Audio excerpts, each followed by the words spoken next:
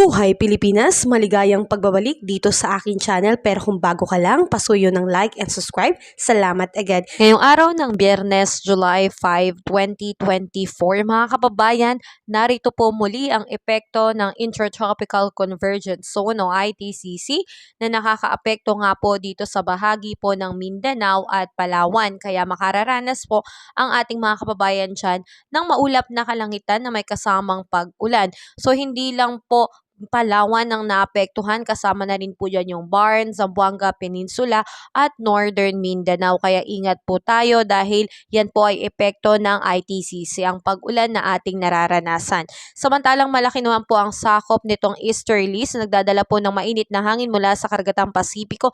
Kaya asahan po ang pagkakaroon ng maalinsangang panahon pagdating sa umaga at tanghali, pero pagdating sa hapon ay magiging maulap na po ang kalangitan na merong kasamang pag-ulan, ganun din po ang kulog at kidlat. So mga maapektuhang lugar dyan ay sa bahagi po ng eastern part po ng Luzon and Visayas, kasama ang Aurora, Quezon, Camarines Norte, Eastern Samar, Southern Leyte, ganun din po ang Cagayan Valley, the rest of Bicol Region, and the rest of Eastern Visayas. So sa ilang parte po ng ating bansa, kasama naman ng Metro Manila at ilang bahagi po ng ating bansa ay patuloy pong makakaranas ng partly cloudy to cloudy sky with isolated rain shower po. Dulot naman po yan ng mga localized thunderstorm. So mga kababayan, tayo po ay palaging maging updated dahil minsan po ay may nabubuo pong cloud cluster o kumpol ng kaulapan na nagdadala po ng pag-ulan dito sa ating bansa, tulad nga po nitong ITCZ.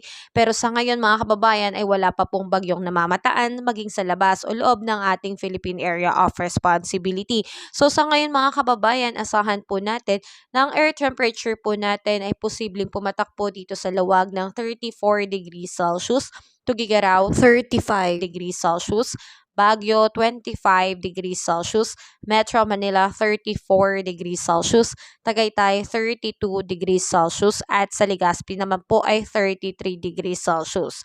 At dito naman po sa may Calayan Island at Puerto Princesa, maaaring umabot ng 32 to 33 degrees Celsius, Iloilo 32 degrees Celsius, Tacloban 33 degrees Celsius, Cebu 33 degrees Celsius, Cagayan de Oro 32 degrees Celsius, Zamboanga 33 degrees Celsius, at Davao po 34 degrees Celsius. Sa ngayong araw mga kabayan, asahan po natin na sa ilang bahagi po ng ating bansa ay patuloy na makakaranas ng malinsangang panahon pagdating ng umaga at tanghali, pero pagdating ng hapon at gabi ay malaki po ang tsansa ng pagkakaroon po ng pag-ulan.